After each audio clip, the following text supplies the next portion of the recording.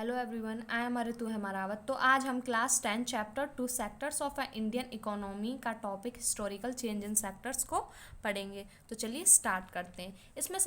इसमें हम क्या पढ़ेंगे? हिस्टोरिकल चेंज इन सेक्टर में हम देखेंगे कैसे कैसे सेक्टर्स राइज हुए और कैसे प्राइमरी सेक्टर से ज़्यादा कंट्रीब्यूशन जीडीपी में टर्सरी सेक्टर करने लग गया। तो चलिए स्टार्ट करते हैं प्राइमरी सेक्टर से।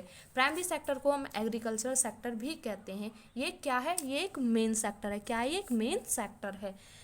ये कैसे मेन सेक्टर है? ये बेस है सभी सेक्टर्स का। ये क्या है? ये बेस है सभी सेक्टर्स का। सभी सेक्टर्स में कौन कौन से सेक्टर आते हैं? प्राइमरी सेक्टर, सेकेंडरी सेक्टर और टर्सरी सेक्टर।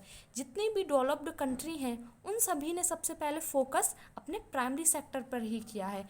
क्या क्या है? अपने बेस को सबसे पहले उन्होंने क्या बनाया? मजबूत बनाया। उनका सबसे ज़्यादा जो फोकस था वो किस पे था? प्राइमरी सेक्टर पे। ये 90s के टाइम की बात है जब प्राइमरी सेक्टर जीडीपी का सबसे ज़्यादा कंट्रीब्यूशन होता था। यानी जीडीपी में सबसे ज़्यादा कंट्रीब्यूशन कौन करता था?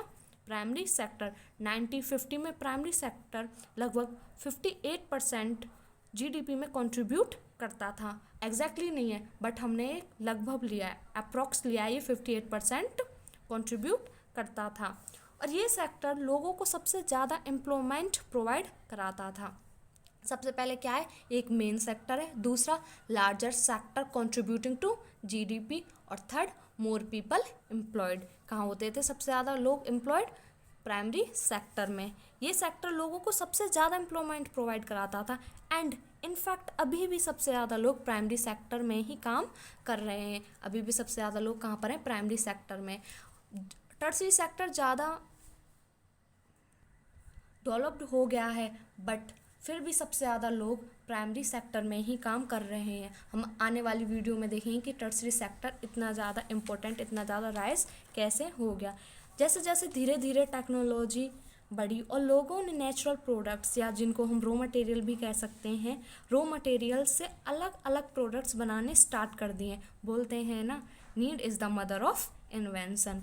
जब लोगों ने बहुत ज़्यादा प्रोडक्शन कर लिया, चाहे वो अनाज का हो या फिर सब्जियों का, फ्रूट्स का, फिर लोगों ने उनको नए नए प्रोडक्ट्स उन्हीं उन्हीं उन्हीं सब चीज़ों से नए नए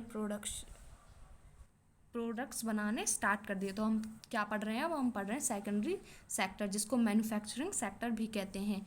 use raw materials of primary sector, new method of manufacturing start developing. अब नए नए मेथड आ गए जिससे ज़्यादा और ज़्यादा मैन्युफैक्चरिंग होने लग गई और एम्प्लॉयमेंट स्टार्ट हो गया।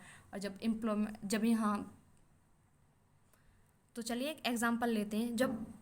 जब अनाज का ज़्यादा प्रोडक्शन कर लिया, मीन्स जितनी हमें रिक्वायरमेंट थी उससे हमने ज़्यादा, जितनी हमारी रिक्वायरमेंट थी, जितनी हमारी नीड्स थी, उतने से ज़्यादा कर लिया। उसके बाद अब क्या किया जाए? जब लोगों ने टेक्नोलॉजी को, अब लोग सोच रहे कि अब क्या किया जाए, ज़्यादा प्रोडक्शन हो गया। अब लोगों ने धीरे धीरे टेक्नोलॉजी को इम्प्रूव किया और जो एक्स्ट्रा अनाज था उससे बिस्किट बनाने स्टार्ट कर दिए। यानी कि अब मैन्युफैक्चरिंग स्टार्ट हो गया। जब मैन्युफैक्चरिंग स्टार्ट होगी, नए नए प्रोडक्ट्स आने स्टार्ट हो गए, उसके बाद उन प्रोडक्ट्स की क्या हुई? डिमांड हुई। जब डिमांड हुई तो फिर कौन सा सेक्टर राइज हुआ? उसके बाद हुआ टर्सरी सेक्टर। तो सबसे पहले क्या हुआ? प्राइमरी सेक्टर और टर्सरी सेक्टर से हमें क्या पता लगा? प्राइमरी सेक्टर में ज़्यादा लोग काम करते थे, उसके बाद नई नई टेक्नोलॉजी आने लगी तो फिर उनको जो नेचुरल प्रोडक्ट्स थे उनको मैन्युफैक्चर करने लग गए। मैन्युफैक्चर करने के बाद वो मैन्युफैक्चर होने लगे। अब उनकी क्या होगी? अब उनकी ज़्यादा डिमांड बढ़ेगी। अब जब डिमांड बढ़ेगी तो उनको सेंड भी तो करना है, सप्लाई भी तो करना है। उसके लिए हमें किसकी ज़रूरत थी? ट्रांसपोर्ट की। ट्रांसपोर्ट किसके अंडर आता है? वो आता है टर्सरी सेक्टर के अंडर। जो टर्सरी सेक्टर है वो हेल्प करता है प्रोडक्शन में। किसकी में? प्राइमरी और सेकेंडरी की। ये खुद प्रोडक्शन नहीं करता बट ये उनकी हेल्प करता है।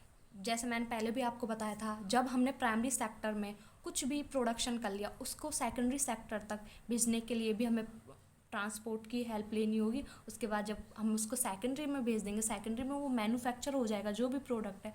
अब उसको सप्लाई भी तो करना पड़ेगा, उसके लिए भी हमें किसकी हेल्प लेनी होगी? टर्सरी सेक्टर की। और ये contribution in total GDP start, ये हम बता रहे हैं वो कैसे कैसे राइज हुआ, जब इसने हेल्प करनी स्टार्ट कर दी किसके प्रोडक्शन में, प्राइमरी और सेकेंडरी सेक्टर के प्रोडक्शन की प्रोसेस में। उसके बाद इसने टोटल जीडीपी में कंट्रीब्यूशन देना स्टार्ट कर दिया, कंट्रीब्यूट करना स्टार्ट कर दिया। और उसके बाद एम्प्लॉयमेंट भी ये प्रोवाइड करवाने लग गया। इस टाइम पर भी ये काफ़ी एम्प्लॉयमेंट प्रोवाइड करा रहा है। अब हम कंट्रीब्यूशन इन जीडीपी देखेंगे। कंट्रीब्यूशन इन जीडीपी ये 2011 का है। इसमें प्राइमरी सेक्टर जो है वो 16% कंट्रीब्यूट कर रहा है, सेकेंडरी सेक्टर लगभग 24% और टर्सरी सेक्टर 54%। और 1950 में प्राइमरी सेक्टर जो था वो 58% के आसपास कंट्रीब्यूट करता था, सेकेंडरी सेक्टर 14% के आसपास और टर्सरी सेक्टर 28% के आसपास। बट अब टर्सरी सेक्टर सबसे ज़्यादा कंट्रीब्यूट करता है जीडीपी में। हम अगली आने वाली वीडियो में देखेंगे कि जीडीपी में टर्सरी सेक्टर इतना ज़्यादा कंट्रीब्यूट क्यों करता है। Thank you so much.